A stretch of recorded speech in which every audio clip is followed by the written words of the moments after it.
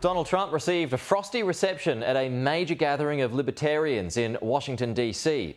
Libertarian voters usually lean right, but many are angry over Donald Trump's handling of the pandemic and are supporting wildcard independent RFK Jr. Our Washington correspondent Annalise Nielsen explains why this could spell trouble for Donald Trump in the November presidential election. Here in West Virginia, voters lean overwhelmingly Republican. The only state where Donald Trump had a wider margin in 2020 was Wyoming. But there is an interesting fracture developing among Republican voters that could make Donald Trump's election chances very difficult this coming November. Libertarian voters believe in small government. They normally vote Republican, but as Donald Trump learned at the Libertarian National Convention in D.C., many still haven't forgiven him for his handling of the pandemic. Members of the crowd heckled and booed Donald Trump, while some groups turned their backs on the former president. They think he should have fired Dr. Fauci, forced school reopenings, and fought vaccination mandates. Now I think you should nominate me or at least vote for me, and we should win together.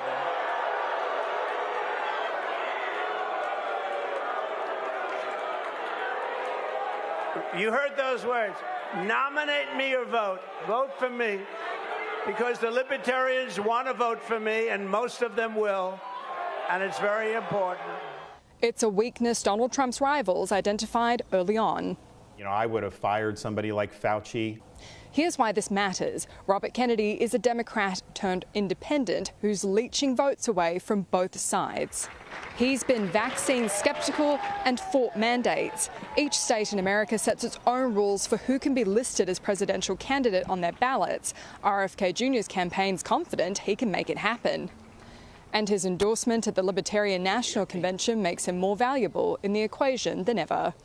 The other complication RFK Jr. presents is potentially help deliver a tied election. That's right, if there's 270 electoral votes for each Joe Biden and Donald Trump, no one can claim victory. It's then up to Congress to decide who becomes the president of the United States, which would set us up for the most contentious presidential election in history.